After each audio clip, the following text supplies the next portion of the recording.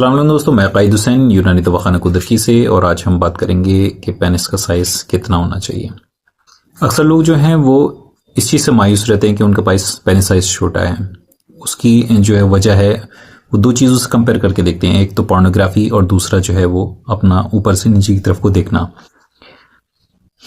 जैसे हम ऊपर से नीचे की तरफ को जब देखते हैं तो हमें अपना पेनिस का साइज़ छोटा लगता है, और जब हम सामने की तरफ से देखते हैं किसी और को तो उसका साइज़ हमें बड़ा लगता है। जबकि ये जो है ना, सिर्फ एंगल का देखने का फ़र्क है। अगर हमको सही साइज़ अगर देखना है तो उसके लिए हमें करना ये होता है कि अगर आप साइड में शीशा रख के अगर उसको देखें तो हमें पेनिस का अपना जो है वो एक्चुअल साइज़ उसमें सही दिखाई देगा। और दूसरी जो एक बड़ी वजह है वो है पोर्नोग्राफी का आम होना।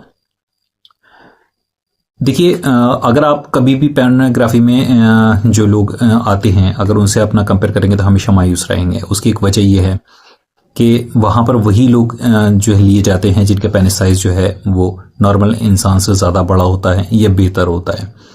जिस तरीके से अगर हम देखें कि हमारे यहाँ जो फिल्में बनती हैं उसमें हीरो अच्छी शक्ल के होते हैं, बाकी हर आदमी हीरो नहीं बनता, उसी तरीके से वहाँ पर पोर्नोग्राफी में वही लोग लिए जाते हैं जिनका पेनिस साइज़ अच्छा होता है।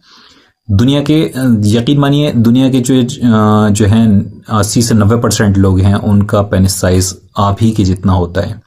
बस हम लोग जो है वो, मैंने आपको दोनों वजह बता दी कि किस वजह से मायूसी का शिकार रहते हैं। दुनिया में ज़्यादातर 80 से 90% लोगों का जो एवरेज पेनिस साइज़ है वो 3-3.5 इंच से लेके जो है वो 6 इंच तक होता है। बहुत कम केसेस जो हैं वो फिर इससे ऊपर जाते हैं जिनमें उनका साइज़ 7 इंच 6 इंच से ऊपर होता है। उसमें भी वो लोग ज़्यादा होते हैं जो जैसे अरबी टाइप के लोग, अरबी लोग होते हैं या कुछ अफ्रीकी लोग होते हैं, ऐसे ही लोग ज़्यादा होते हैं। वरना भारत की, पाकिस्तान, बांग्लादेश या दुनिया के किसी भी ख़त्े में आप चले जाइए, वहाँ पर एवरेज जो पेनिस का साइज़ मिलेगा वो आपको 3-3.5 इंच से लेके जो है वो 6 इंच तक रहेगा।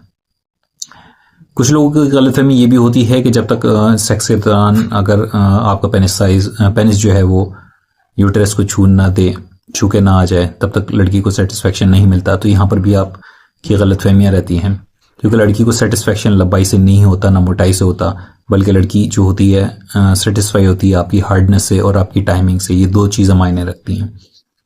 और बल्कि आपका जो ज़्यादा लंबाई वाला साइज़ है या आपकी मोटाई का मसला है, अगर किसी को ज़्यादा मोटाई है तो उससे सिर्फ लड़की को तकलीफ़ होती है और उसको ज़्यादा उससे मज़ा नहीं आता। हालांकि जो है एक औरत की फितरत होती है कि सेक्स के टाइम पे जब वो उरूज पर होती है तब वो ये ज़रूर चाहती है कि आपका पूरा पेनिस जो है वो उसकी वजाइना के अंदर चला जाए।